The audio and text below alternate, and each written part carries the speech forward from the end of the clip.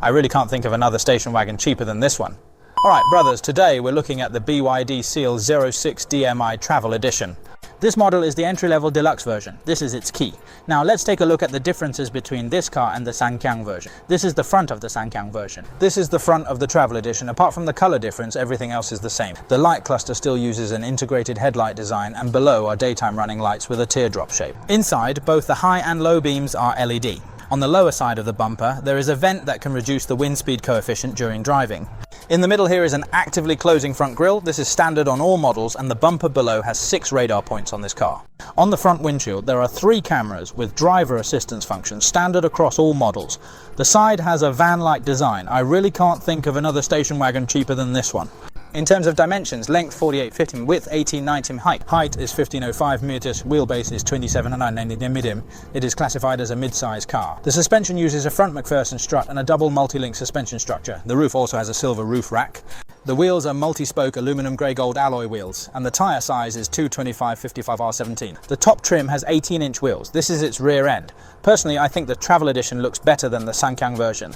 The integrated taillight style remains consistent with previous designs, except that in this particular model it features an additional rear windshield wiper positioned on top, and beneath the bumper it incorporates a diffuser-shaped element.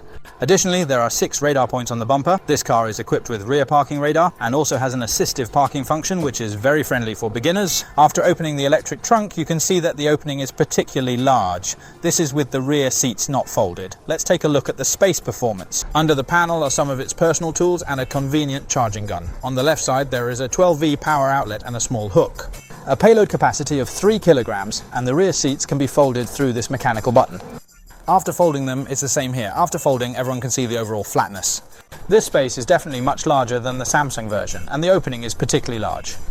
On the rear side of the driver's seat is the fuel filler, marked for 92 octane gasoline. On the rear side of the passenger seat is the charging port. The base version only has a slow charger, while the mid and high versions have fast charging capability. Here, it adopts a branch-like design, and the hood is equipped with cotton something. In terms of power, it uses a 1.5 naturally aspirated engine paired with an eCVT transmission. Here is its front-mounted single motor. The motor's maximum power is 1200 pounds and the maximum torque is 210 Nm. The battery used is a voltage-based lithium iron phosphate battery with a capacity of 10.08 kWh. Then this part features glass joint. The door handles use the most favoured mechanical style design, and they are semi-hidden. The 2 front doors are equipped with them. The rear view mirrors here have automatic folding when locking the car, as well as a rear vehicle detection function and small lights. Now let's go inside to see what's going on. Regarding the interior, as everyone can see, I think it still continues BYD Ocean Network's design style. Between the 2 floating screens, since the addition of the auxiliary frame, it can no longer rotate, probably for safety reasons. The dashboard here is wrapped in leather. On both sides, some functional components are set up. This is a paddle for opening the stand. This time, the gear shift has been changed to a rotary switch design. Previously, there was an electronic gear shifter here, and the center of the instrument panel features a piano lacquered material. This is intentionally designed for this car, and I think it has a very practical function. The factory is equipped with a driving recorder as well as a defensive mode. If someone scratches your car with a cable, it will directly record the incident and give the culprit a scolding. However, you need to insert a memory card for it to be usable. Additionally, this car is equipped with the YunDNC system, but only the top-tier flagship version includes it. Below the central console, there are 2 places to put your phone. The lower trims do not have these. Here is also a row of 10 buttons, including the start button, the flash, and the function to adjust the driving mode. There are also 2 back mounts. This is a button to adjust the refrigerator temperature, which can heat or cool. The central armrest box contains a refrigerator that can hold about 6 cans of cola. Additionally, the temperature of this refrigerator can also be adjusted.